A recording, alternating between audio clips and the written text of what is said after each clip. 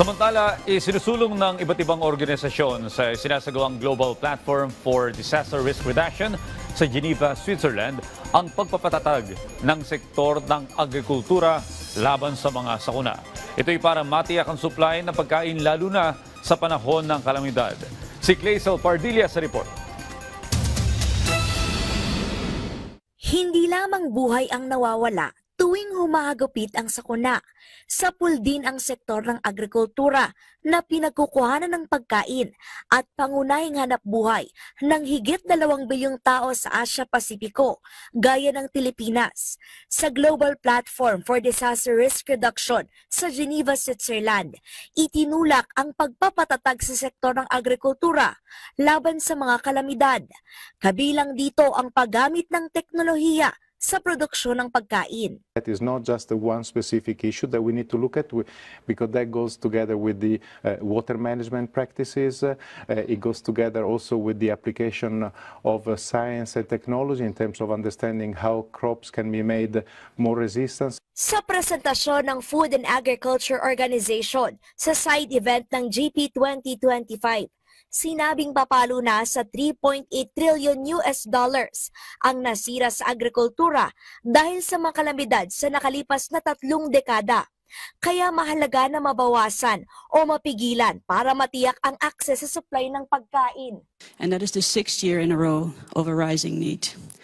And we also found that weather extremes were the main driver in 18 countries, with almost 100 million people in high levels of acute food insecurity. Ibinahagi ng Department of Science and Technology sa global community ang mga hakbang ng Pilipinas pagdating sa forecasting at early warning system na mahalaga para mabawasan ang pinsala ng kalamidad. Exposure characterization, hazard mapping, so that you can develop impact-based forecasting before the hazards would occur.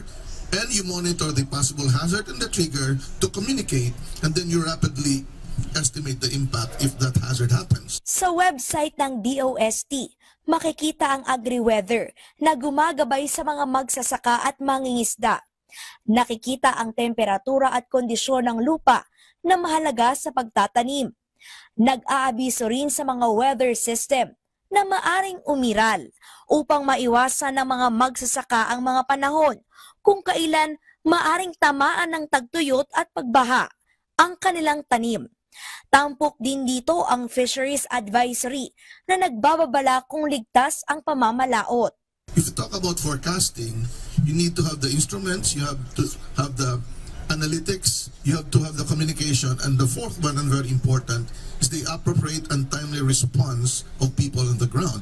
Pinuri naman ng UN Office for Disaster Risk Reduction ang Asia-Pacific region sa mga disaster resilience initiative, partikular ng Pilipinas. The Asia-Pacific region has been really pushing hard the agenda forward, and a lot of the progress that we see over the past few decades is really given to the hard work that has been carried out in the Asia-Pacific region. And the reason why I want also to stress the political leadership, because last October, the government of the Philippines hosted the Asia-Pacific Ministerial Conference. Mula sa Geneva, Switzerland, Clazel Pardilla, para sa Pambansang TV, sa Bagong Pilipinas.